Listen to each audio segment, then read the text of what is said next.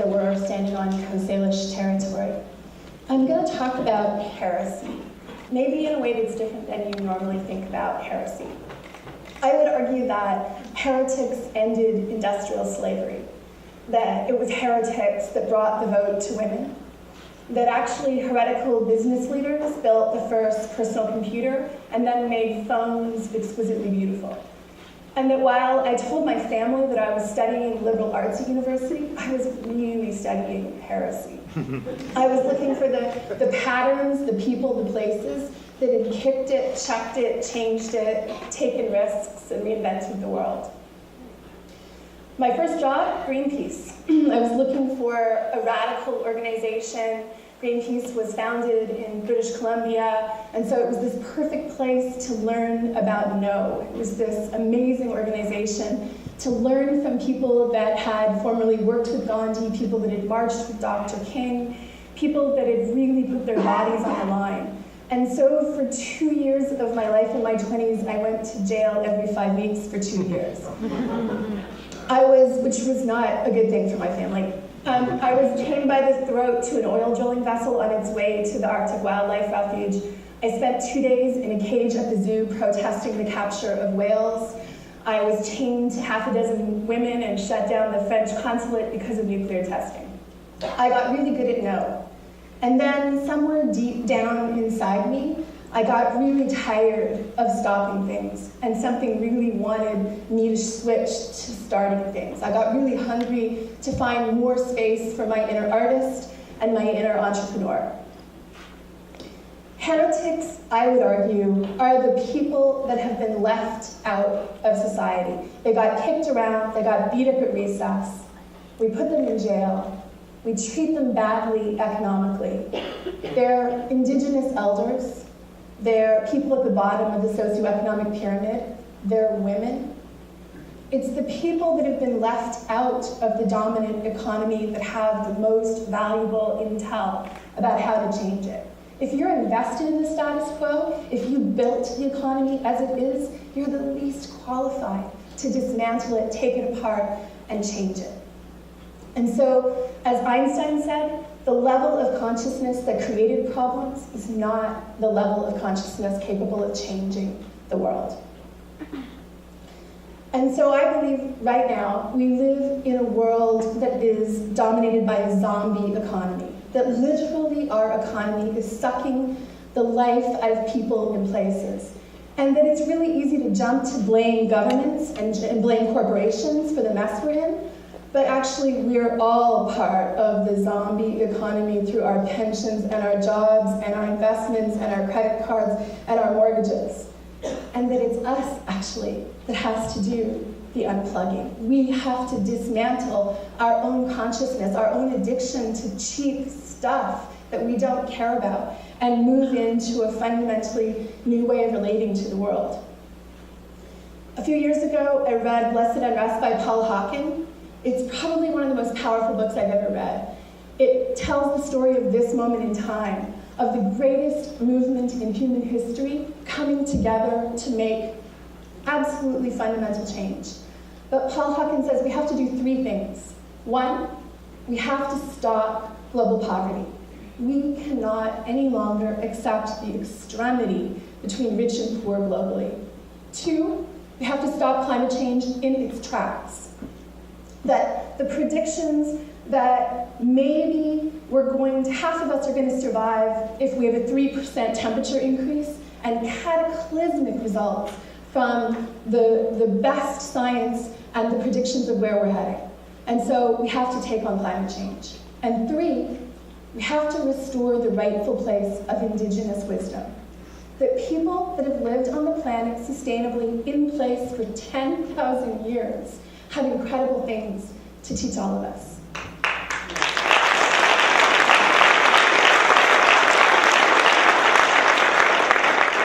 I want to show you what I think of right now as 3 of the most heretical places on the planet. This is the Isle of Egg in Scotland. It's a really funky community. Anarchist Scots, hippies, artists, entrepreneurs.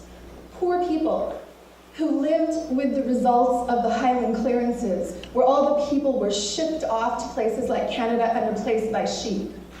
And the land was given to rich nobles. Still the predominant factor of Northern Scotland. And these people decided, enough. We are not going to live like serfs anymore. And so they crowdsourced £1.5 million from 10,000 people and bought their home back. Then, that wasn't enough. They put in infrastructure so that now they're powered by solar, wind, and microhydro. 85% of their power is generated with renewable energy. It's the world's greenest microgrid. They own it, they operate it, they maintain it. They've built this beautiful economy. It's an amazing place. And unlike the rest of Northern Scotland that has a net bleeding out of young people, the Isle of Egg over the last 15 years has seen their population increase by 20%. Bolivia, first global, national president of a country from an indigenous tribe. Their reading of the Mayan calendar and the Incan prophecies for this time is not that it's the end of the world. They've decided that they're reading the prophecy as the end of the corporate greed world. And so Bolivia has just banned Coca-Cola.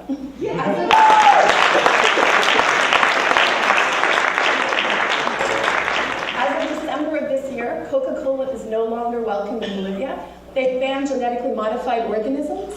They're re-indigenizing, as with the Scots. I believe this is not the time where we need to teach indigenous people about modern economics. This is the time where we need to re-indigenize modern economies. Yeah. But I would argue that maybe Iceland is the most heretical country on the planet. Because when the rest of the world was hitting the wall in the financial collapse of 2008, when the rest of us were bailing out our bankers, the Icelandic folks, they locked up their bankers. They sent them to prison. They held them accountable for the ruination of their economy. And then they decided that their constitution, which was inherited from Denmark, didn't really tell the story of who they were. And so they crowdsourced their constitution. They handed it over to 522 non-politically affiliated men and women, and they rewrote their entire constitution, and in the last couple of months it was ratified. Iceland, not just the place that has the world's highest index of happiness, not just the place that has the best prospects for women to realize their potential, but the funky place that created Bjork. I think is one of the coolest places in the world if you want to look for inspiration. So when I was building my first business, I spent 25 years working in the nonprofit sector. I decided, you know what, the cool thing about business is you can actually build it based on your own values and your own morality and your own form of inspiration. So I looked at a mashup of Bob Marley's principle of one love and unity and Steve Jobs and the idea of making material objects beautiful. That I think Jobs' greatest contribution to the world was actually honoring materialism. Materialism done right, where things are important, where things matter, where things should be beautiful and useful. So we structured our business as a B corporation. And I was at a conference last week, and Arlene Dickinson was talking about her take on where capitalism is going and saying, you know, the idea that ethical business is possible is a reality, but that the model needs to mean that the ethics and the morality of a company is baked into the center of what it does, not bolted onto the side. And for me, that's what corporate responsibility got terribly wrong. CSR was don't look at the core operations of a company, look over here at this bright, sexy, cool thing on the side. That's where we're going to draw your attention. An ethical company is built with the values in the core of operation.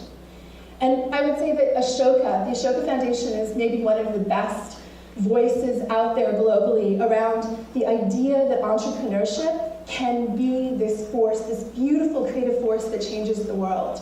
Ashoka teaches people that everyone on the planet can be a change maker, that we can identify problems, we can move to solutions, and then we can craft business models that work, integrate who we are into the practice of doing business.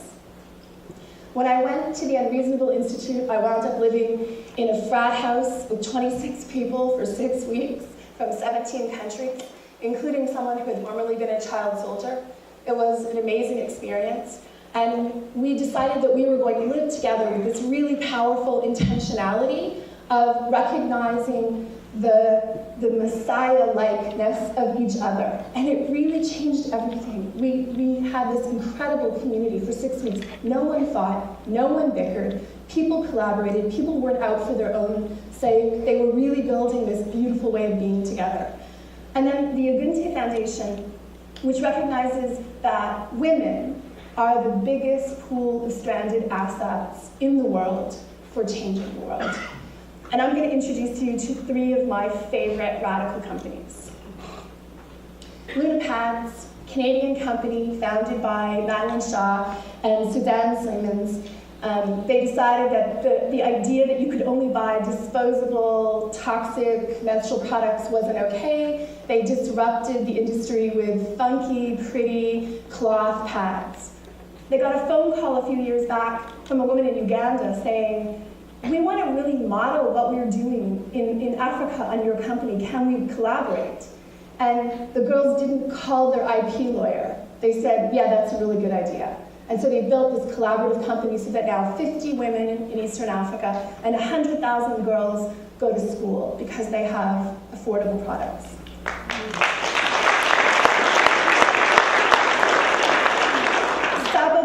Has 2 degrees from MIT, graduated university, top of her class, got a Fortune 500 job, sat at her desk and went, "Oh God, this isn't what I want to do. All the girls back home in Pakistan will never have the opportunities I've had for an education. I'm going back home." And she built a company that does this. They take girls, daughters of refugees, that are working in the looms 14 hours a day. They take them away from the looms. They pay their families a living wage. They put the girls in school 7 hours a day. They learn reading, writing, business skills. They learn high-end, exquisite embroidery. They turn the embroidery into purses. They sell the purses, and they pay for the model.